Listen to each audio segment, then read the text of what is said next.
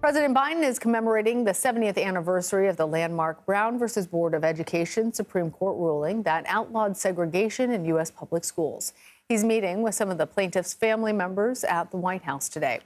Meanwhile, we can confirm that the Biden campaign has accepted CBS News' offer to host a vice presidential debate.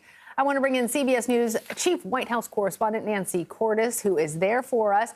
So, Nancy, let's start off with the vice presidential debate. What do we know so far? Hey, Lana, so we know that the Biden campaign has accepted this offer by CBS News and that they say that they are open to one of two dates, either July 23rd or August 13th, two dates that were put forward by CBS News. CBS is now waiting to hear back from the Trump campaign. Things are a little more complicated for them, as you can imagine, Lana, because former President Trump hasn't officially chosen a running mate yet. And typically, we don't find out who that running mate is till around the time of the Democratic or Republican convention, depending on who's running. And the convention this year only takes place about a week before that July 23rd date. So you can imagine the Trump team having a bit of a problem with that. But beyond that, other than the fact that the Trump team said yesterday that they're open to 4 presidential debates, so you would imagine they'd be open to a vice presidential debate as well, but we still haven't gotten a firm yes from them. All right, we'll be waiting for all of those additional details, and we know you'll have them. In the meantime, Nancy, let's talk about Biden being scheduled to give the commencement speech at the historically black Morehouse College on Friday.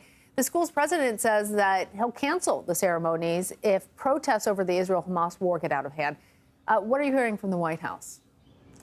It's a really tricky situation, as you can imagine. Actually, the president did a radio interview this morning in which he said that every American has a God-given right to protest, and he supports that. But he also laid out what he has done for the Palestinian people. He said some people think that he has the power to simply stop this war, and he insisted that he does not. Now, we are going to get a briefing shortly from Stephen Benjamin. He's the director of the Office of Public Engagement, one of the key point people to the African-American community. He actually traveled down to Morehouse not long ago to try to ease tensions in advance of this speech, because obviously the White House has a vested interest in things going off without a hitch this weekend. And so we'll want to ask him, Lana, what the White House is doing to prepare for this speech and what the White House thinks of some of the criticism that has come the president's way. Well, the president's also meeting with plaintiffs from Brown versus the Board of Education today. Obviously,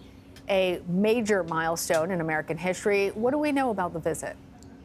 Right. Well, we're coming up on the 70th anniversary of the Brown v. Board of Education landmark ruling that really changed education in this country 70 years ago. And so the White House is marking that anniversary. It's one of several events that the president is going to be participating in this week. He's also going to be giving remarks at the National Museum of African American History. And that speech at Morehouse was sort of supposed to be the capstone of this week. And typically, when a president is giving an address at a college or university, it's seen as a big feather in the cap of that university. And that's why the White House is so focused, and that's why you're hearing so much from the administration at Morehouse about how they want to make sure that things go well this weekend. All right, Nancy Cordes at the White House. Thank you, Nancy. You're welcome.